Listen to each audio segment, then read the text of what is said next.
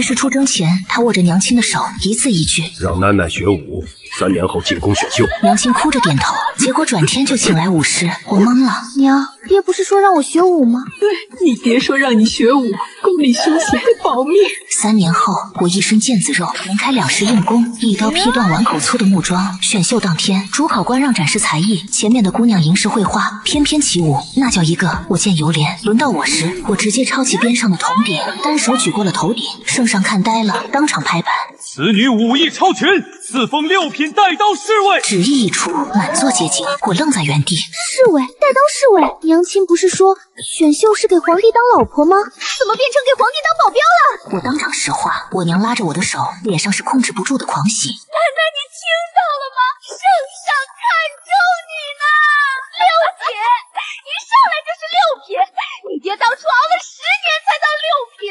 我看着娘亲，她的快乐是真的，她的骄傲也是真的，但我知道事情好像和我预想的不一样，爹爹的计划好像出了岔子。半个月后，父亲凯旋班师，他刚进城未及卸甲，我和娘亲便快步上前迎接。爹爹看到我们面露笑容：“老爷您可算回来了，我跟您说个大喜事。”怎么，是囡囡出息了吗？爹爹拍着娘亲的背，目光落在我身上：“囡囡选秀如何了？圣上可留下牌子？”留了，何止是留了，圣上当场就下了旨，封了囡囡做官。后宫妃嫔如何做官？圣上说咱们囡囡武艺超群，特封为6品带刀侍卫。爹爹脸上的笑容僵住了。武艺超群，带刀侍卫。是啊，多亏了你当年的嘱咐，我给囡囡请了最好的武师，现在囡囡能开2式的硬功呢。爹爹悲愤仰天长啸，急火攻心，眼前一黑，直挺挺地倒下去。深夜，爹爹在府中转醒，他脸色惨白，指着床前一身五味符的我，气得浑身发抖。你这逆女，我是让你去后宫享清福的，你跑去御前挡什么刀？皇宫是吃人的龙潭虎穴，丞相魏无极更是阴险狡诈，一个姑娘家当差，卷入纷争丢了性命怎么办？我见他又要气晕，赶紧拍着胸脯保证：爹您放心，女儿进宫绝不多事，定当狗命远离魏无极。宫里的明枪暗箭争权夺利，只要不耽误我领俸禄，我全当看不见。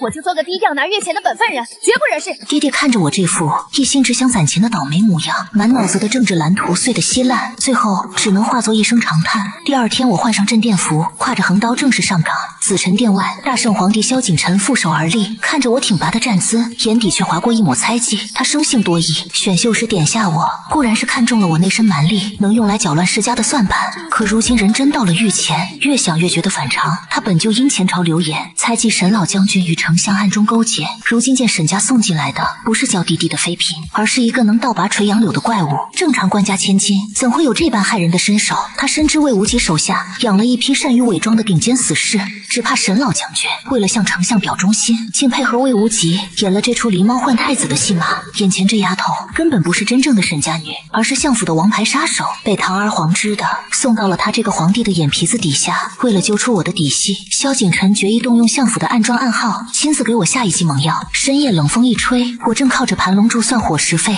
一道黑影如大黑耗子般摸来，那是萧景琛的心腹太监，伪装成相府联络人，蒙面凑到我跟前，塞来一锭50两金元宝，随即疯狂挤眉弄眼，比出相府的复杂手势，撅着屁股就像抱了个大西瓜。他压低嗓音对出暗号：相爷有命，天王盖地虎。暗处萧景琛紧盯着我，他早有推算，若我是死士就会对答暗号收下金子，若是别家探子也会警惕拔刀。可我盯着手里的元宝，脑子里算盘拨得火星直冒，大半夜的居然有人白给钱。我毫不犹豫地把金元宝塞进嘴里，咬了一排清晰深刻的牙印，再看眼前眼皮抽筋爆空气西瓜的蒙面人，我顿时明白，深夜来紫宸殿行贿御前5位，这哪是刺客，这是送上门的业绩。反手就是一个大逼兜，那太监下半句都没说出口，就被一巴掌拍得转了3圈半，双眼翻白晕在石板上，睡得安详。我像拎小鸡似的薅住他后颈，兴冲冲拖进大殿，像扔破麻袋般丢在萧景琛脚下。属下有要事禀报，陛下，此人眼歪嘴斜，四羊巅峰，还比划着要吃大西瓜，定是一名想行贿我的刺客。敢问陛下，这50两赃款能不能加急算成我本月赏银？萧景琛看着地上肿成馒头、口吐白沫的太监，再看看我那一脸真诚，他陷入沉默。哪家权谋老狐狸会养出为50两赏银就卖联络人的憨货？第一关试探我歪打正着过了，这可刺痛了。魏无极安插在宫中的眼线，也就是禁军统领赵啸天，他见我首日当差便得皇上赏识，心中警铃大作，他当即决意除掉我。傍晚换房时，赵啸天带亲信拦住我：沈无畏，你初来乍到，正该历练历练。我放下啃着的苹果，规矩抱拳。统领大人有何吩咐？可是要派差使。赵啸天皮笑肉不笑，指向城西。今夜你去皇家百兽园值夜，那里养着西域异兽，是皇家重地。你身强体壮，最适合这差事。我一听夜班，当即皱眉。大人这是连轴苦差，敢问内务府给双倍夜勤赏银吗？赵啸天一愣，七夕面面相觑，他眼底鄙夷更甚，真是没见过世面的蠢货，死到临头还惦记碎银子。赵啸天强装大度，只要你守好百兽园，明早本统领上报记功，额外赏银少不了。我一听有双倍外快，眼睛瞬间亮了。多谢统领提拔，答应的干脆利落，还感激的鞠了一躬。看着我欢天喜地离去的背影，赵啸天冷哼吩咐：去把百兽园食人黑虎的铁笼打开一截，明早去给这神武卫收骨头。深夜皇家百兽园寂静渗人，高墙耸立，偶有野兽低嚎。赵啸天故意没给我安排搭档，偌大园子只有我一人守着，刚在假山旁找了个舒服的角度躺着，突然腥风扑面，一头体型庞大、双眼泛绿的食人黑虎流着腥臭口水朝我猛扑，血盆大口直逼面门。我谨记老爹那不惹是非、不轻易杀生的教诲，慌乱中掏出怀里娘亲塞的北域军粮大猎耙，这东西坚硬，能砸死野狼。吃我一记暗器！我凭着蛮力把半块大猎耙塞进虎嘴，清脆巨响划破夜色。黑虎咬在实心大猎耙上，当场崩断2颗獠牙。黑虎痛得满地打滚，口吐白沫，随即双眼一翻，直接痛晕。我捡起大猎耙擦去口水，满心可惜还没啃完，一道黑影悄无声息地落在了百兽园的墙头。萧景晨的暗卫早将赵啸天那点借刀杀人的伎俩禀报于他，萧景晨刻意没有派人阻拦，他要看看我究竟还藏着多少能耐。可他看到的画面荒谬至极，那让人闻风丧胆的食人黑虎此刻正四脚朝天，口吐白沫瘫在地上，而我舒舒服服靠在虎肚子上，抱着半块大猎耙睡得正香，嘴角挂着口水嘟囔着8月前买5斤红烧肉。月光洒落，萧景晨紧握剑柄的手缓缓松开，看着毫无防备睡相粗鲁的我，他断定没有任何老谋深算之辈能养出这种视财如命的憨傻怪物。在尔虞我诈的深宫里，我显得实在又纯粹，他嘴角忍不住上扬，第一次生出无奈笑意与踏实感。也罢，既然是一把没心没肺的钝刀，那朕就亲自握紧。第二天一早，我精神抖擞去等差。赵啸天见我完好无损，如同见了鬼。统领大人，昨晚黑虎吃坏肚子晕了，属下没动武力，不算坏规矩。赵啸天面皮抽搐，说不出话。就在这时，魏贵妃派人前来，说宫里新得前朝古画，请皇上赏鉴，特意点名让我伺候笔墨。萧景晨眉头微蹙，心知这是针对他和我的鸿门宴，刚想调开我，太监又补充：娘娘说今日当差有3倍赏钱。我脑子里算盘打得震天响，站岗磨墨就能拿3倍银子，这美差难找。我双眼放光，按住横刀单膝跪地。主子，属下愿往，为娘娘伺候笔墨是分内之事。萧景晨被我财迷模样噎住，嘴角抽动，无奈挥手。准了。双绝庭内暗香浮动，惠贵妃端坐主位，满眼算计，挥手让宫女端上托盘，盘中是坚硬如铁的极寒冰沫和薄如蝉翼易碎的冰裂纹玉燕。惠贵妃眼唇冷笑下令：神武卫研墨吧。这是死局，冰墨坚硬，不用力研不出墨，是欺君之罪，用力就会压碎玉燕，是死罪。惠贵妃想看皇帝为我低头，可我只嫌弃宫里物件太差，冻得像石头。在众人目光中，我2根手指捏起冰墨，稍一发力，连刀剑难劈的冰墨被我捏成细腻粉末。我拍手将墨粉撒在完好玉燕上，提水壶倒水，用手指搅匀。娘娘，墨研好了。我擦手诚恳补充，属下老家烧造的煤球都比这结实。庭内一片死寂，惠贵妃盯着墨汁，吓得花容失色，双腿发软，满肚子阴谋卡在喉咙，说不出话。这是人的手吗？萧景晨端茶拼命憋笑，他看清在绝对蛮力面前，任何阴谋诡计都是笑话。神武卫研墨有功，当重赏。即日起破格提拔，朕之意为1品贴身内卫，常伴朕左右。我听闻连跳5级，当场跪地磕头，大声谢恩。谢主子隆恩。敢问1品内卫管不管1日3餐？年底有额外赏银吗？萧景晨看着我满眼银子的模样，放声大笑，阴郁眼眸冰雪消融，彻底喜欢上我这份质朴。3餐管饱，赏银加倍。我握紧腰刀，心满意足，算是这金饭碗彻底端牢。可我不知道，萧景晨仍要做最后一次试探，这不是防备，而是他渴求一个能将后辈彻底交付的理由。这日紫宸殿只有我和萧景晨，他坐在紫檀大案前批阅奏折，突然起身离去，将一份写着绝密的折子留在桌边。折子半掩，隐约可见是丞相魏无极勾结党羽的名单。朕去偏殿更衣，你在此看守。萧景晨躲在暗门后紧盯我，按他推演，这份名单价值连城。我若是丞相死士，定会偷看他一；若是别家探子，也绝不会放过。大殿寂静，我看向那份绝密名单，见我伸手向前，萧景晨屏住呼吸，暗卫也已准备好擒拿，而我只是皱眉警觉。这名贵的紫檀大案受了潮，左边桌腿轻微摇晃，若桌子摇晃，洒了茶水弄脏地毯，就是当班重大过失，要扣半年俸禄。我的新娘哎，这还得了？环顾大殿空无一物，我最终目光落在纸质厚实的绝密名单上，在萧景晨震惊的目光中，我抓起名单随意叠成方块，蹲下身塞进桌腿下，还抬脚用力踩了2下。大案纹丝不动，我如释重负拍手，庆幸保住赏银。暗门后的萧景晨世界观遭受重创，看着桌角露出的名单，他得出荒谬又自洽的结论：没有死士会放弃颠覆朝局的情报，拿去垫桌腿。他的庆幸绝非演戏，若他是卧底，丞相早被气死。这一刻，萧景晨心中防备高墙轰然倒塌，眼中猜忌化为彻底信任。他推开暗门走出，可刚踏入大殿，紫宸殿大门就被巨力撞开。丞相魏无极面容阴鸷，带着数十名禁军闯入大殿。陛下，臣听闻宫中禁刺客特来护驾，请陛下交出兵符，由老臣接管京城防卫。这不是护驾，是明目张胆的逼宫。萧景晨冷眼看着魏无极，君臣彻底撕破脸，大殿气氛降至冰点，剑拔弩张。魏无极的逼宫只是幌子，真正杀招在头顶。一道鬼魅黑影，手持淬毒宝剑从天而降。给我死！萧景晨瞳孔骤缩，就在这绝境中，我猛地爆发，身形如凶兽扑向萧景晨。主子当心！那绝顶死士手中的宝剑带着雷霆万钧之势，狠狠劈向了死死将皇帝护在身下的沈之意。大殿内胆小的文官已经吓得闭上了眼睛，丞相魏无极的嘴角甚至已经勾起了一抹胜利的冷笑。萧景晨被我死死按在龙椅上，他隔着咫尺的距离看着我毫不犹豫挡刀的背影，心脏仿佛被人狠狠攥住，生平第一次体会到了什么叫目眦欲裂。然而预想中血肉横飞的画面并没有出现，一声宛如洪钟大吕般的金石撞击声在紫宸殿内轰然炸响。那柄号称削铁如泥、淬了剧毒的绝世宝剑，在狠狠劈中我后背的那一刻，不仅没能伤我分毫，反而被我练了10几年早已炉火纯青的硬气功当场震成了好几截，断裂的废铁掉了一地。大殿内死一般的寂静，那名上一秒还杀气腾腾的绝顶死士，此刻举着手里光秃秃的剑柄，整个人都傻了。他那双露在黑布外的眼睛里充满了对这个世界的迷茫与怀疑。我猛地转过头，眼神极其嫌弃，仿佛在看一个砸我饭碗的仇人。不知道我这身衣服是内务府刚发的新工装吗？砍坏了你赔啊！我甚至懒得拔刀，直接反手一挥，像赶苍蝇一样，一巴掌拍在了那名死士的胸口。那名绝顶死士连惨叫都没来得及发出一声，整个人就像断了线的风筝一样横飞出去，重重地撞在远处的盘龙柱上，双眼一翻，干脆地晕死了过去。全场鸦雀无声，满朝文武，包括不可一世的丞相魏无极，全都像见鬼一样瞪大了眼睛。而我拍飞了刺客后，急着起身去查看被我压在身下的老板有没有受惊。为了借力，我顺手一巴掌拍在了身下那张纯金打造的龙椅扶手上，伴随着一声令人牙酸的金属断裂声，那张传承了数代，象征着大圣王朝至高皇权、纯金浇铸的龙椅，终究是没能承受住。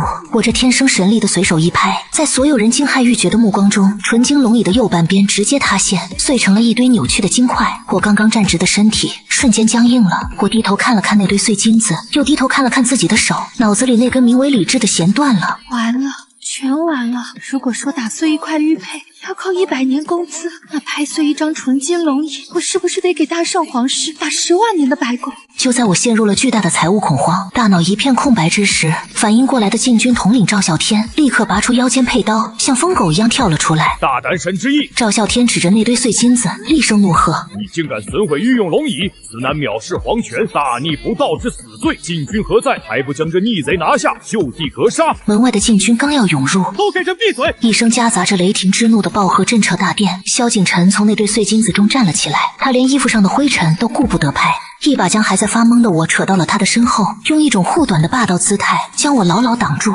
萧景晨冷冷地盯着赵啸天，眼神中透着毫不掩饰的杀意。此时此刻，在这位腹黑帝王的脑海里，正在进行着一场翻江倒海的头脑风暴。龙椅碎了算个什么东西？他只知道，在刚刚那个必死的绝境里，满朝文武无一人敢动，只有这个少女毫不犹豫地用自己的血肉之躯替他挡下了那致命一剑。他甚至为了能够快速起身保护他，情急之下才拍碎了龙椅，这份连命都可以不要的绝对忠诚，这份将他护在身后的绝对安全感。别说是一张龙椅，就算是把整个紫辰殿给拆了，他也绝不允许任何人动他一根汗毛。赵小天，你好大的胆子！萧景晨声音冰寒刺骨，带着不容置疑的帝王威压。沈内卫是护驾的头号功臣，若不是他，朕现在已经是一具尸体了。可是皇上，那龙椅……赵啸天硬着头皮还想争辩，朕的龙椅，他想怎么砸就怎么砸，哪怕他今天把这大殿拆了当柴烧，也是朕准许的。萧景晨毫不客气地打断了他，随后目光如刀，狠狠扫过魏无极那张铁青的脸。怎么，丞相的死尸没能杀得了朕？现在统领大人倒是迫不及待的想替刺客除掉朕的贴身护卫了。此诛心之论一出，赵啸天吓得扑通一声跪在地上，冷汗直冒。魏无极也咬紧了后槽牙，眼底闪过一丝忌惮。他看了看地上那把断成废铁的绝世宝剑，又看了看被萧景晨护在身后毫发无损的我，心底终于升起了一股深深的无力感。魏无极意识到，常规的兵刃和刺杀对这个刀枪不入的怪物根本毫无作用。老臣不敢。老臣救驾来迟，还望皇上恕罪。魏无极深吸了一口气，带着极度不甘缓缓低下了头。大殿里极静，萧景晨没让他平身，他冷冷看着魏无极那张虚伪的脸。杀个丞相容易，但他手里的京城兵权还没收回来，现在翻脸会逼他立刻造反。但萧景晨绝不吃哑巴亏。萧景晨走下御阶，赵轩碾过地上的断剑。救驾来迟，那丞相这趟来的可真够棍。他指了指身后那堆被我拍成废铁的纯金龙椅。刺客惊扰圣驾，毁了朕的龙椅。丞相身为百官之首，协理京城主防务，难辞其咎。萧景晨语气很淡，却带着刀子。罚俸3年。另外，从相府的司库里拨10万两黄金，把这大殿和龙椅给朕原样修了。魏无极猛地抬起头，眼皮狂跳，10万两黄金，这比直接砍他一刀还让他吐血。皇上，怎么丞相不愿意替朕分忧？萧景晨眼神一沉，脚下的断剑发出刺耳的摩擦声。魏无极看了看那个徒手能碎金的沈之意，又看了看满地狼藉，他咽了口血水，把头重重磕在青砖上。老臣遵旨。一场剑拔弩张的逼宫杀局被迫草草收场，大殿内恢复了死寂，而一直被萧景晨护在身后的我，此刻正疯狂地压抑着疯狂上扬的嘴角。主子刚才说什么？他说他的龙椅，我想怎么砸就怎么砸。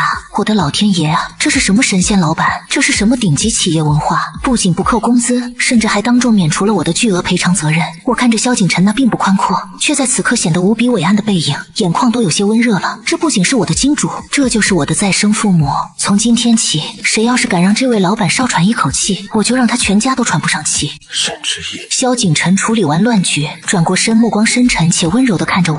属下在。我立刻站直身体，声音洪亮的仿佛能穿透大殿。萧景晨看着我这副精神百倍的样子，以为我是死里逃生后的激动，不由得轻笑了一声。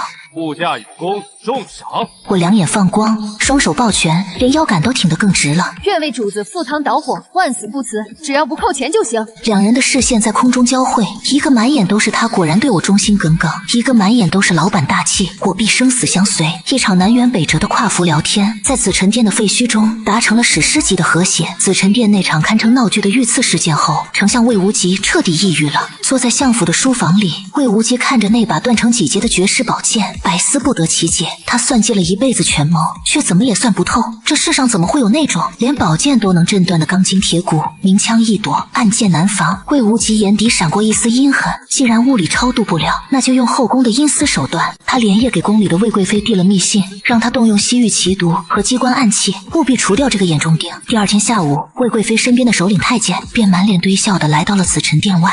沈内卫，昨日您护驾有功，我们贵妃娘娘特意在双菊亭备下了极品的西湖龙井，说要亲自赐茶，还准备了100两黄金作为押金赏银呐。100两黄金！我原本正靠在柱子上打瞌睡，一听这话，两眼瞬间放射出饿狼般的光芒。喝杯茶就能拿100两黄金，这后宫的娘娘们果然都是人傻钱多的活菩萨啊！带路，属下现在就去给娘娘请安。我把玄铁横刀往腰间一别，雄赳赳气昂昂地奔赴了发型现场。双菊亭内轻纱漫帐，魏贵妃端坐在石桌旁，看着我大步流星地走进来，眼底极快地划过一抹恶毒的冷芒。石桌上放着一只薄如蝉翼的粉彩瓷杯，杯子里盛着的是见血封喉的西域奇毒千机药，只要沾上哪怕一滴，哪怕是一头大象，也会在顷刻间化为一滩血水。沈内卫护驾辛苦了，本宫特赐你这杯好茶。魏贵妃端起那杯毒茶，皮笑肉不笑地递了过来，我满脑子都是那100两黄金，毫无防备地伸出手，一把接过了那只粉彩瓷杯。然而，就在我指尖捏住杯壁的瞬间，这杯子实在太薄了，薄到我那常年累月炼金中照铁布衫、长满厚重老茧的手指根本感知不到它的硬度。我只是习惯性的用平时拿大猎巴的力度，微微收拢了一下指腹，一声清脆的碎裂声，那只名贵的粉彩瓷杯，连同魏贵妃那恶毒的算计，被我这2根手指头当场捏得粉碎。滚烫的毒茶夹杂着瓷片，瞬间泼了我满手，然后滴落在了汉白玉的地面上，一阵令人毛骨悚然的白烟腾空而起，坚硬的汉白玉地砖竟被这毒水瞬间腐蚀，出了几个深不见底的黑洞，散发着极其刺鼻的焦臭味。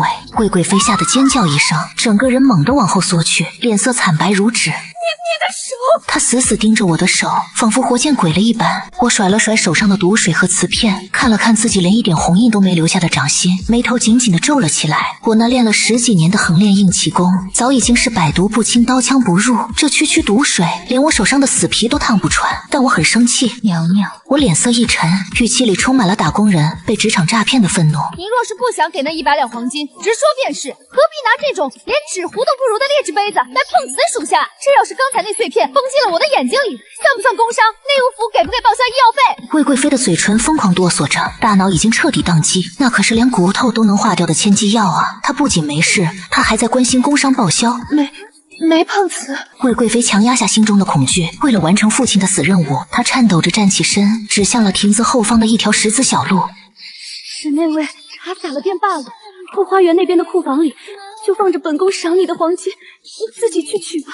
那条石子小路看似寻常，实则地下埋满了精密的金刚连环击阔，只要踩错一步，哪怕是绝顶高手，也会被地底射出的万千钢针射成刺猬。一听黄金就在前面，我哪还顾得上计较杯子的事？多谢娘娘。我中气十足的道了声谢，大步流星的踏上了那条石子小路。刚走2步，我就察觉出不对劲了，这路面的石子下面怎么空荡荡的，踩上去还伴随着细微的咔嗒声，明显是铺路的时候偷工减料，地基没打实。我脑子里的安保警报再次拉响，皇上平时最喜欢来御花园散步，万一这不平坦的路面把老板尊贵的脚给崴了怎么办？老板崴了脚就是龙体有恙，那就是御前护卫严重失职，就等于要扣光我所有的绩效奖金，甚至面临开除风险。岂有此理！这帮修路的工匠简直是在砸我的饭碗。为了杜绝这个巨大的安全隐患，我当机立断，深吸一口气，气沉丹田，将10×10的横练千斤坠内力全数灌注于双腿之上。给我平！我一脚重重地跺了下去，整个御花园仿佛发生了一场微型地震，方圆10丈内的地面剧烈震颤，伴随着地下传来的一阵令人牙酸的、令人绝望的钢铁扭曲声。那些造价昂贵、布置极其精妙的连环击阔、金刚齿轮、毒针弹簧，在绝对的蛮力碾压下，被我这一脚硬生生踩成了一堆深埋地底的废铁饼。我嫌一脚不够，极其认真负责的在这条小路上来回走了2趟，一脚一个深坑，直到确认每一寸地面都被我踩得死死贴实，绝对不可能再崴到主子的脚后，我才满意的拍了拍手。而站在亭子里的魏贵妃已经彻底崩溃了，她亲眼看着那个怪物像一台毫无感情的推土机，把相府花了数万两白银打造的绝杀大阵当成偷工减料的豆腐渣工程，一脚一脚的踩成了平地。季阔连一根针都没来得及发射，就已经胎死腹中。魏贵妃的世界观彻底粉碎了，她发出一声变调的尖叫，连头是掉在了地上都顾不得捡，在一群宫女的搀扶下，连滚带爬落荒而逃。半个时辰后，紫宸殿内，暗卫单膝跪地，将御花园里发生的一切一五一十的汇报给了萧景琛。当听到沈之一手沾其毒却安然无恙，把绝杀阵当成豆腐渣工程踩平时，萧景琛先是愣了一下，随即忍不住低低的笑出了声。这确实是他能干得出来的事。然而当暗卫说到魏贵妃试图用千机药毒杀沈内卫时，萧景琛嘴角的笑意瞬间凝固，大殿内的温度骤降至冰点，一股实质般的杀意从这位大圣帝王的身上弥漫开来。萧景琛死死捏着手中的朱砂玉笔，子毫断成了2截。他以为自己只是把它当成一把趁手的兵器，当成一个有趣的乐子，可当听到他差一点就被毒害时，他才恍然惊觉自己的心脏竟不受控制的剧烈收缩了一下，那种近乎暴力的恐慌感是他登基以来从未有过的。魏无极。萧景琛缓缓抬起眼眸，眼底翻涌着极度危险的风暴。朝堂正斗，他可以忍辱负重；逼宫夺权，他可以见招拆招。但唯独那个清澈尸块，拼了命也要护着他，连陆不平都要替他踩平的傻丫头，是任何人都绝对不能触碰的底线。萧景琛随手将断裂的玉笔置于地上，声音冷酷如修罗：敢动朕的人，朕要整个校为他这柄毒叉陪葬。在这阴暗诡谲的皇权博弈中，大圣王朝的帝王第一次有了他绝对不可触碰的逆鳞。自从魏贵妃在御花园设局失败，并被吓破了胆后，后宫迎来了一段诡异的平静期。但我心里门儿清，作为一品贴身内卫，拿了3倍的月钱，这高风险高回报的道理我懂。入秋后的一个深夜，冷风瑟瑟，萧景晨在御书房内批阅密折，我则尽职尽责地守在外殿。就在我因为无聊，正准备从怀里掏出半个大列巴磨磨牙的时候，御书房那扇极其厚重的雕花木窗外突然传来了一阵窸窣声，紧接着窗纸被一根纤细的竹管悄无声息地捅破，一股淡淡的几乎无色无味的白烟顺着竹管缓缓吹入了大殿。这是北离国最顶尖的暗炭，使用的西域奇毒醉三秋，只需指甲盖大小的一点，就能让一头成年的大象昏睡3天3夜。大殿外赵啸天手下那些负责外围巡逻的禁军，此刻已经像被割倒的麦子一样毫无知觉地瘫了一地。白烟很快弥漫到了我的鼻尖，我深吸了一口气，眉头瞬间拧成了一个死结。我响亮地打了个喷嚏，满脸嫌弃地用手扇了扇鼻子。内务府那帮贪墨的狗东西，采买的这是什么劣质熏香？怎么一股子发霉的土腥味？我那练到极致的横练内功早已百毒不侵，这足以放倒千军万马的醉三秋，吸进我的肺里，就跟闻了一口发霉的陈年老灰没有任何区别。但我脑子里的安保警报再次疯狂作响，这熏香这么刺鼻，万一飘进内殿，把正在看文件的老板给呛着了怎么办？主子要是得了风寒就不能上朝，生病了就容易暴躁，极有可能定我这个贴身内卫的照顾不周之罪。岂有此理！谁也别想动老娘的绩效考核！为了保护老板尊贵的呼吸道，我当机立断，大步流星地走到那扇雕花木窗前。御书房的这扇窗户乃是100年的金丝楠木混合金铁打造，平时为了防刺客，沉重无比，开关都需要8个健壮的小太监合力推动。但我嫌叫人太麻烦，直接伸出单手扣住窗框边缘，气沉丹田，随意地往外一推，伴随着一声震耳欲聋的木石摩擦声，那扇需要8人合力的重型铁木窗被我用极其粗暴的蛮力单手一把推得完全敞开，甚至连窗轴都发出了不堪重负的哀鸣。深秋的冷风瞬间灌入，将殿内那股发霉的迷香吹得干干净净。我满意的拍了拍手，这就通透多了。然而我这猛地一推窗，却把正像壁虎一样四肢吸附在窗外墙壁上，准备等迷香发作后潜入盗取大圣边防图的北离顶尖暗探给吓得差点魂飞魄散。那暗探浑身僵硬地挂在墙上，一抬头正好对上了我那双清澈且极度不满的眼睛。暗探懵了，他看了看自己手里还在冒烟的竹管，又看了看面色红润毫无半点中毒迹象的我，大脑一片空白。你怎么没晕？大半夜的，你怕我家老板传个几下，放发霉的烟雾弹？我看着他这身不合身的夜行衣，心中瞬间了然，这绝对是个想趁黑摸进皇宫，偷些御赐今晚银筷子去换钱的寻常飞贼。进我值班的地盘偷东西，那偷的可是我的工资。贼胆包天！我面无表情地伸出右手，根本懒得拔刀。在那名顶尖暗探惊恐拔剑的瞬间，我以极其恐怖的爆发速度，一把死死钳住了他持剑的手臂。此事的反应极快，反手就要切我的脉门，但我根本不讲武德，我极其干脆的用捏碎冰沫的力道，精准无误的捏住了他手肘处的麻筋。那名号称北离第一快剑的顶尖暗探，连一声惨叫都没来得及发出，整条右臂的经脉瞬间被绝对的蛮力死死封住。他眼皮一翻，半截舌头吐在外面，像一条被抽了筋的死鱼，极其滑稽的软倒在了窗台上，彻底失去了战斗力。就这点力气也出来学人家做贼？我嫌弃的把他像拎小鸡一样拎进了大殿，啪嗒一声扔在地上，结果这一摔，一个带着相府标记的密信信筒从他的怀里咕噜噜的滚了出来。就在此时，内殿的门开了，听见动静的萧景晨披着外衣走了出来，他一眼就看到了地上那个口吐白沫的顶级暗探，以及那个带有相府印记的信筒。他弯腰捡起信筒，只扫了一眼，深邃的眼底便卷起了惊天骇浪。这是魏无极暗中勾结北离国，出卖大圣边防防线，企图引外敌入关，趁机篡位的铁证。魏无极终于按捺不住，彻底狗急跳墙了。有了这封密信，丞相谋反的大案终于被撕开了一道致命的缺口。萧景晨将密信紧紧攥在掌心，抬起头看向了站在窗边那个煞风景，还在心疼窗轴有没有被推坏的少女。夜风凄寒，顺着大开的窗户呼啸而入。我穿着单薄的镇殿服，忍不住打了个寒战。萧景晨深吸了一口气，在这个冰冷刺骨、处处都是暗杀与算计的深宫里，只有他像一座永远不会倒塌的铁塔，牢牢地挡在了他所有的危险面前。不需要任何阴谋，不需要任何防备，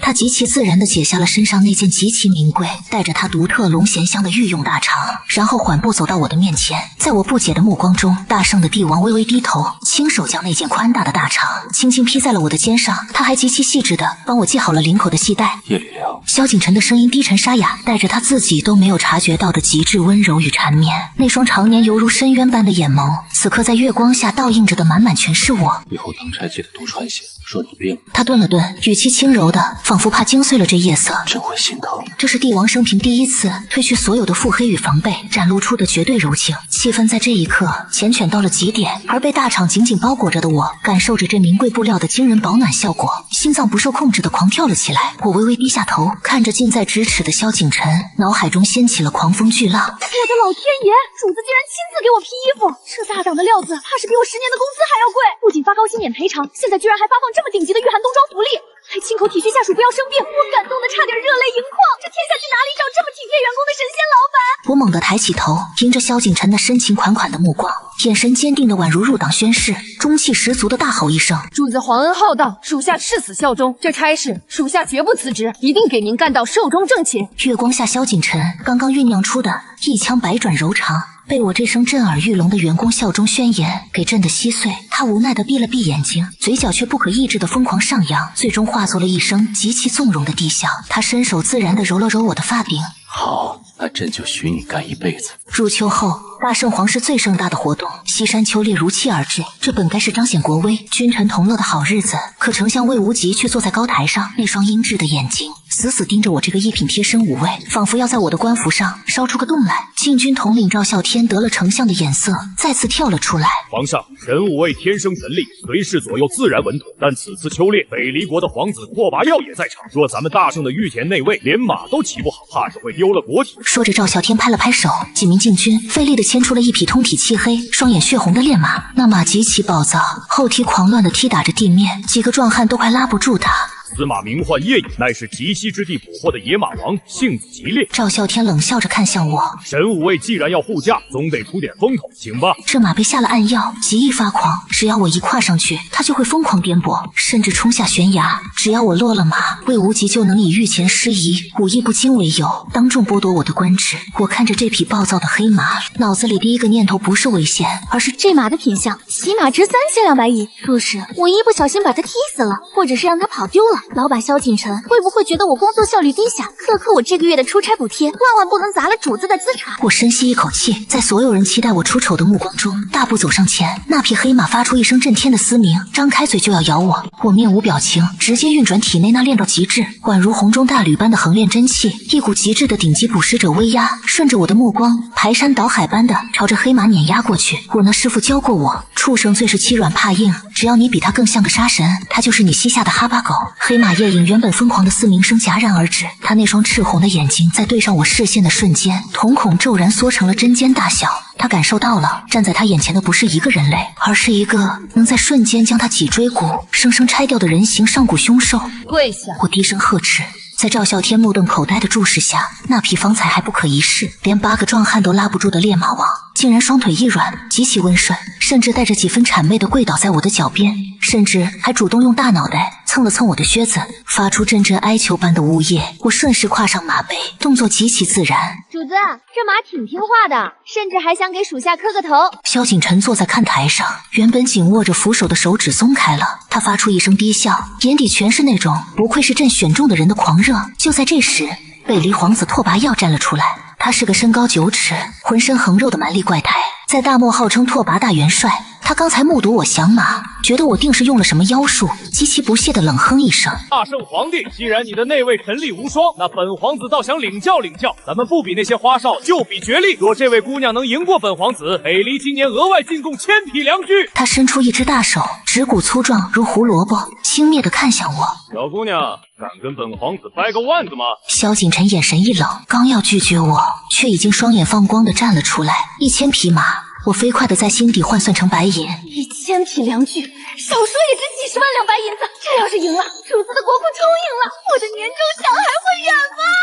皇子殿下请。我走到拓跋耀对面，两只手死死地握在了一起。拓跋耀满脸狞笑，浑身肌肉如囚笼般鼓起，大喝一声，使出了排山倒海般的蛮力。我稳如泰山，脚下的泥土被压进去了半寸，但我心中却在急速盘算。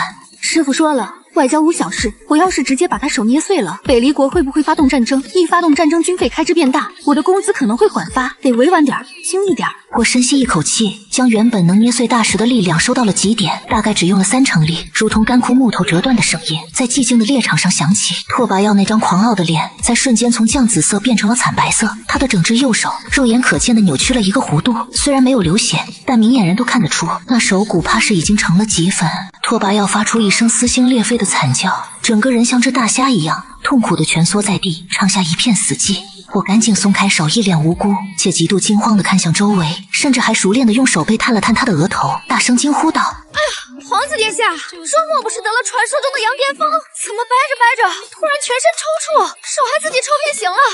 快叫太医，殿下发病了！”北离使团的人懵了，魏无极也懵了。萧景晨看着我那演技浮夸且真诚的无辜表情，憋笑憋得肩膀都在微微颤抖。他缓缓站起身，面色严肃，一本正经地胡说八道：“北离皇子莫不是水土不服，旧疾复发？来人，快抬下去救治！沈内卫提炼何罪之有？”他在看台上居高临下地护住了我，那眼神分明在说干得漂亮。我感受到老板那充满底气的支持，腰杆挺得笔直，甚至还贴心地帮拓跋耀盖上了披风。萧景晨看着我赤手空拳折辱敌国勇士，心里简直爽翻了。他越来越觉得这个满脸写着别扣我钱的憨货才是这天下最可信赖也最讨他欢心的护盾。而我看着萧景晨为我撑腰的样子，内心感动得稀里哗啦。主子太够意思了，帮我把外交事故说成了医疗事故。跟着这样的老板干，我沈之一这辈子都不可能跳槽。真气外放夺兵权，西山秋猎大胜而归。当晚，皇宫太和殿内大摆庆功晚宴，然而大殿内的气氛却诡异到了极点。白天刚折损了北离皇子这个强力外援，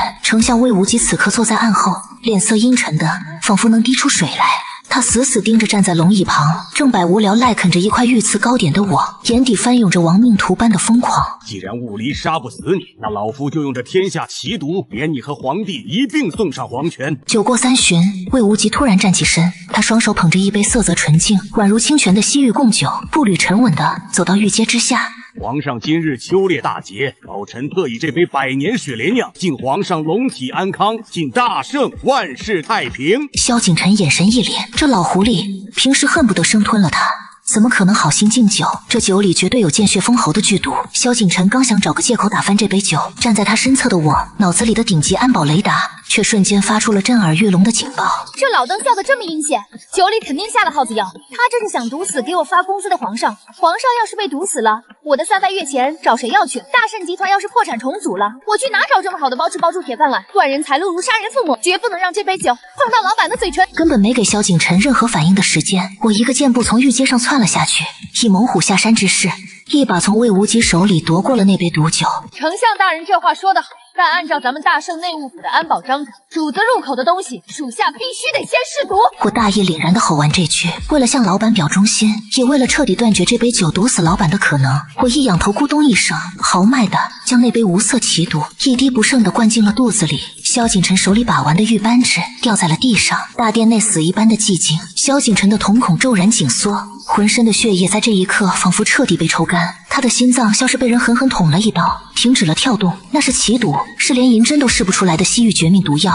他明明知道有毒，为了保护他，竟然连一丝犹豫都没有，直接替他喝了下去。大圣的帝王彻底失态了，他猛地站起身，双眼瞬间猩红，声音里带着连他自己都没察觉到的恐惧与绝望。这一刻他才恍然惊觉，这高高在上的皇权算什么？如果没有这个财迷心窍却愿意为了他豁出命去的傻丫头，这万里江山要来何用？而此刻全场的目光都聚焦在我的身上，魏无极的嘴角已经勾起了扭曲的狂笑，他等着看我的惨状。然而1秒、2秒、10秒过去了，我站在原地有些纳闷地咂了咂嘴，这酒劲儿还挺大，有点辣嗓子。事实是，那西域奇毒刚一进入我的五脏六腑，我体内那浑厚无匹、练了10几年的横练硬气功真气，就像闻到了血腥味的鲨鱼一样，瞬间将这些毒素包裹了起来。我的身体竟然蛮横地把这天下剧毒当成了一颗超级大补丸，瞬间将其转化为了精纯的真气，一股狂暴的热流瞬间在我的丹田内炸开。我感觉自己就像一个被充满了气的皮球，浑身燥热难耐，鼻尖甚至冒出了几滴热汗。不行，吃撑了，得得打个嗝顺顺气。我不舒服的扭了扭脖子，然后深吸一口气，微微张开嘴。为了在满朝文武面前保持我一品内卫的高冷形象，我极力压制住那个极其不雅的饱嗝，将其化作了一声优雅轻柔的叹息。就是这轻柔的一声叹息，伴随着我体内无处安放的狂暴真气，在吐息的瞬间，化作了一道肉眼可见的恐怖气浪波纹，以我为圆心，精准地朝着魏无极那一侧的席位排山倒海般席卷而去，根本不讲任何物理法则。气浪扫过之处，魏无极和他手下所有挡雨桌案上的名贵琉璃盏、白玉壶，在一瞬间被这股霸道的外放真气齐刷刷的全部震作了晶莹的粉末，酒水四溅，粉末横飞，丞相一党被这股气浪震得人仰马翻，头发凌乱，一个个像见鬼一样瘫倒在地。我看着那一地粉碎的悲剧，倒吸了一口凉气，脑子里疯狂闪过一排大字：完了，吃大补药没控制住真气，毁坏了这么多皇家高档餐具，这得扣我多少年的工资啊！我极其心虚的低下了头，根本不敢看龙椅上的老板。而龙椅上的萧景晨看着我，不仅活蹦乱跳，甚至还用一个叹息把丞相一党的桌子给掀了。他眼底的绝望瞬间化为了狂喜，随后狂喜被暴力的震怒所取代。魏无极竟然敢当着他的面毒杀他放在心尖上的人，萧景晨彻底撕下了隐忍的面具，他猛地一拍龙书案，借着我刚才震碎满堂琉璃的恐怖威势，发出了雷霆般的怒吼：天降异象，雷霆震怒，魏无极你进献毒酒，惹得天怒人怨，连老天都降下无形神力，震碎了你等乱贼子的酒盏，还有何话可说？魏无极整个人都傻了，他看了看地上的粉末，又看了看面色红润，甚至还偷偷打了个饱嗝的我，道心彻底崩塌。这到底是个什么怪物？喝了见血封喉的奇毒，不仅没死，甚至还能真气外放，把他们全家的被子都给扬了。这怎么打？来人！萧景晨根本不给魏无极任何喘息的机会，他拔出天子剑，剑锋直指魏无极，厉声大喝：丞相魏无极殿前失仪惊扰天下，即刻褫夺其京城南营5万兵马，指挥权兵符交由沈老将军监管，若有违抗，就地格杀。禁军如狼似虎地冲了进来，在一片鬼哭狼嚎中，魏无极明面上的最后一半兵权就这样被萧景晨雷霆夺回，大局已定。萧景晨大步走下御阶，完全无视了满殿战战兢兢的群臣，他走到我面前，一把紧紧抓住了我的手腕，力道大的几乎要将我的骨头捏碎。那双深邃的眼眸里翻涌着失而复得的极致庆幸与后怕，他的声音还在微微发颤，咬牙切齿却又深情入骨。以后没有朕的允许，不准你再提朕和任何东西，听到没有？我看着老板那副关心员工身体健康的模样，心中涌起一股巨大的暖流。主子放心，我感动地拍了拍胸脯，压低声音认真地向他保证，只要主子不让内务府扣我摔杯子的钱，属下这条命以后就是主子您的了。萧景晨看着我满眼都是保住工资的清澈目光，彻底气笑了。他狠狠地将我拉进怀里，用力地抱了一下，随后咬着牙发出一声无奈又极度宠溺的叹息：不扣，朕的天下都是你的，扣个屁！魏无极明面上的兵权被萧景晨彻底扒了个干净，但在申东前往西山行宫避寒的路上，这位权倾朝野的丞相终于露出了他隐藏了数十年的终极底牌。既然朝堂上玩不过，那就掀桌子。深夜西山行宫外火光冲天，魏无极与禁军统领赵啸天狗急跳墙，竟发动了亲近相府家邸，暗中蓄养了10数年的上万死士私军，将整座行宫围了个水泄不通。插进去，我说混血！赵啸天骑在战马上，挥舞着长刀，声嘶力竭的怒吼。上万名顶盔瘸甲的叛军宛如黑色的潮水，轰隆隆地撞击着行宫那摇摇欲坠的朱红大门。行宫正殿内气氛凝重到了极点，萧景晨一袭黑金龙袍，负手立于高高的露台之上，冷冷地俯视着下方如蝼蚁般的叛军。他早已暗中传信给沈老将军，援军天亮便到。但问题是，行宫仅有的几百名禁卫能不能撑过这漫长的一夜？就在这大厦将倾、生死存亡的紧要关头，行宫偏殿的小厨房里传出了一声极其凄厉、充满着愤怒的咆哮：我的加餐！视线拉回一炷香之前，作为一品内卫，我今晚的宵夜福利是一碗丰盛，过了4个荷包蛋的极品红烧肉盖饭。我正满心欢喜地拿着筷子，准备享受这美好的带薪干饭时光时，一块从行宫外被叛军投石机砸进来的飞石，精准地砸穿了小厨房的屋顶，不偏不倚将我那碗热腾腾的红烧肉盖饭砸成了一滩合着泥灰的不可名状物。我看着地上那4个被砸扁的荷包蛋，整个人都在剧烈的颤抖。不仅砸我的饭碗，还要砸我的饭碗。外面那帮叛军要是冲进来把皇上砍了，谁来赔我的红烧肉？谁来发我下个月的工资？这可是老娘好不容易考上了宇宙尽头铁饭碗，不可原谅！我双眼瞬间充血，浑身的横练气血宛如沸腾的岩浆般疯狂涌动。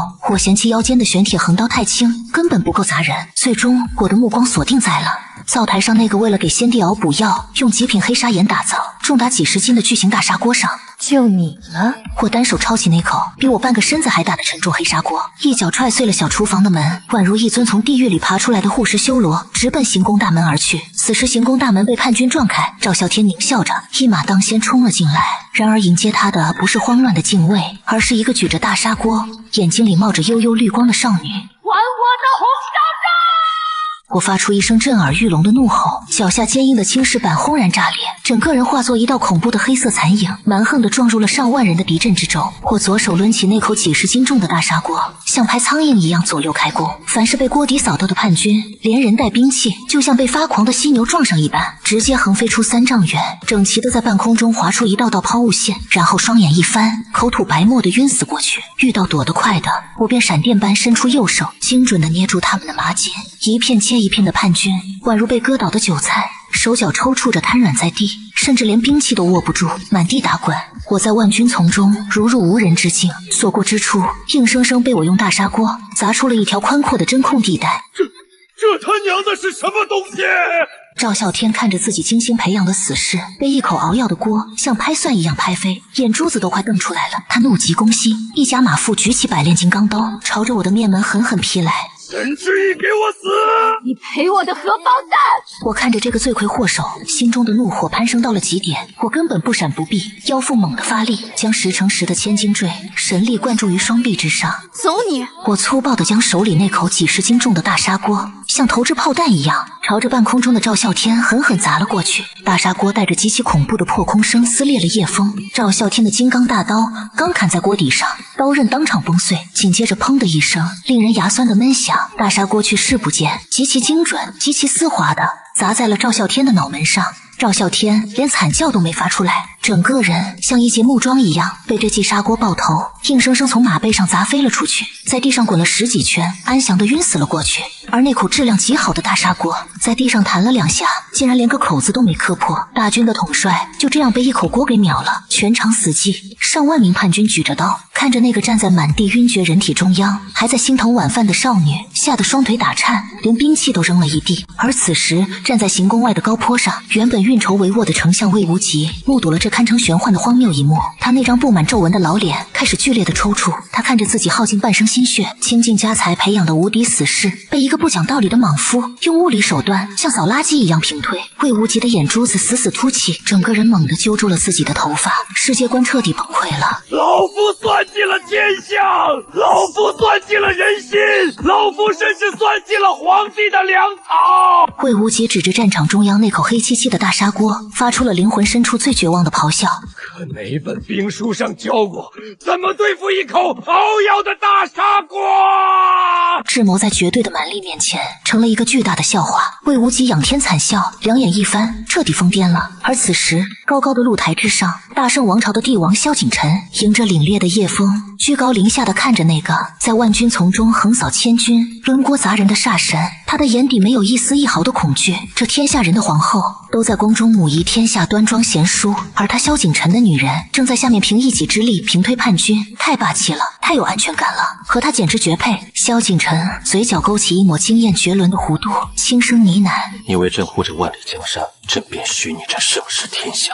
行宫外晨曦普晓，当时老将军带着5万平叛大军，火急火燎满头大汗的赶到西山行宫救援时，他连刀都没来得及拔出刀鞘，整个人就僵在了马背上。想象中血流成河，皇上遇险的悲壮画面根本不存在。偌大的行宫广场上，上万名叛军极其安详地躺了一地，不是捂着胳膊就是捂着麻筋，连哼哼的力气都没了。而战场的正中央，他那个本该手无缚鸡之力的水灵闺女，正一只脚霸气地踩在叛军统领赵啸天的后背上，另一只手极其轻松地抛着一口几十斤重黑漆漆的熬药大砂锅，砂锅在半空中翻了个跟头，稳稳落入他的掌心。沈老将军坐在马背上，呆呆地看着那口大砂锅，又看了看旁边那个被直接吓疯了正蹲在地上阿巴阿巴数蚂蚁的丞相魏无极。沈老将军深吸了一口气，顿觉一阵极其猛烈的天旋地转，胸闷气短。我水灵灵的闺女终究是变成了一头暴龙啊！沈老将军双眼一翻，身体直挺挺的就要往马下栽去。3日后大军班师回朝，谋逆的丞相一党被连根拔起，大圣朝堂彻底清明。太和殿上，萧景琛端坐龙椅威仪万千，他看着站在武将首位，因为刚刚领了平叛奖金而笑得合不拢嘴的沈之翼，眼底满是纵容与宠溺。沈之翼平叛救驾，居功至伟，朕特封其为护国大将军，赐金牌令箭。萧景琛顿了顿，声音瞬间拔高，带着不容置疑的帝王霸气，并赐封为大圣皇后，则即日大婚执掌凤印。此言一出，朝野震动。礼部尚书是个极其古板的老头，一听这话，急得胡子都翘起来了。皇上三思啊！沈大将军虽然武勇，但终究是个舞刀弄枪的武人。大圣皇后理应端庄贤淑，母仪天下，怎能由一位抡大杀过的武将来担当？这简直有违祖制礼法，不容啊！礼部尚书扑通一声跪在地上，大有一副你敢封他，我就撞死在这盘龙柱上的架势。萧景琛也不生气，他只是慵懒地靠在龙椅上，手指轻轻敲击着扶手，语气平静地抛出了一句话：尚书大人说的有理，既然你不服。萧景琛指了指站在一旁，正用2根手指极其轻松地捏碎核桃吃的沈之意。那你现在就去跟沈将军掰个手腕，你赢了朕就听你的，你输了就回去给朕乖乖翻黄历，挑个好日子，如何？大殿内死一般的寂静，礼部尚书顺着皇上的手指看过去，只见沈之意将手里那颗坚硬的野生大核桃捏成了极细的粉末，然后极其随和地冲他露出了一个灿烂微笑。礼部尚书那干瘦的脖子猛地一缩，他咽了一口极其艰难的唾沫，膝盖在地上极其丝滑地转了个方向，对着萧景琛重重地磕了个头，声音洪亮的仿佛换了个人。皇上圣明，沈将军天生神力，镇国安邦，简直是母仪天下的不二人选啊！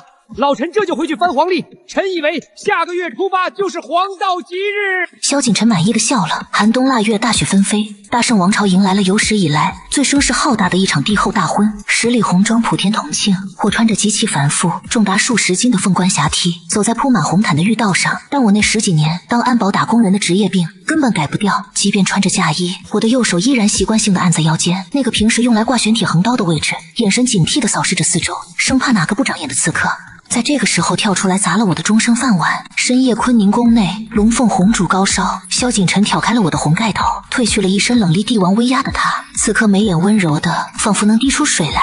他在我身边坐下，没有任何虚头巴脑的试探，也没有任何君王的架子，他只是郑重的从袖子里掏出了2样东西，轻轻放在了我的掌心，一方代表着天下至高权力的传国玉玺，以及一把沉甸甸的代表着大圣皇室所有私库和财富的纯金钥匙。之意。萧景琛深深地看着我的眼睛，声音低沉健雅，带着将一切和盘托出的极致深情与沉浮。这江山是你的，朕的命也是你的。红烛摇曳，我低着头看着掌心里那把纯金的库房钥匙，又抬起头撞进了萧景琛那双仿佛装满了满天星辰的深邃眼眸里。那一刻，我这颗练了10几年横练金钟罩，满脑子只有打卡拿工资的铁石心脏，竟然不受控制的猛地漏跳了一拍。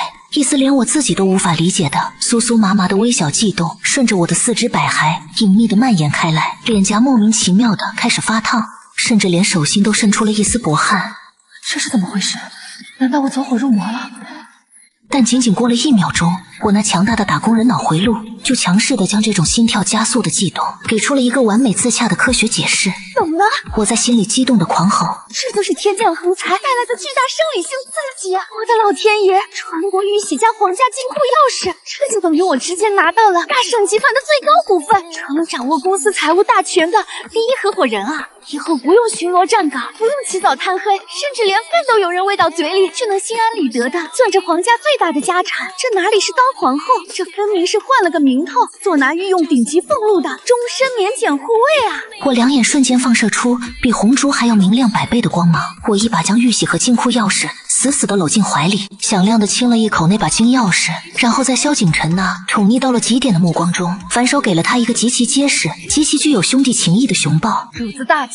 我激动得热泪盈眶，中气十足地向我的终生饭碗做出了最终宣誓。您放心，只要金库还在，属下这辈子就死磕在你身边了。谁敢动您一根头发，我就拿着玉玺砸烂他的狗头！萧景琛被我累得差点喘不过气来，但他没有推开我，反而将下巴轻轻搁在我的颈窝里，纵容地笑出了声。窗外大雪覆满宫墙，掩盖了一切曾经的阴谋与杀戮。而在这温暖的坤宁宫内，一场鸡同鸭讲、南辕北辙的跨服聊天，最终缔造了大圣王朝史上最坚不可摧也最鸡飞狗跳的完美姻缘。这金饭碗太稳了。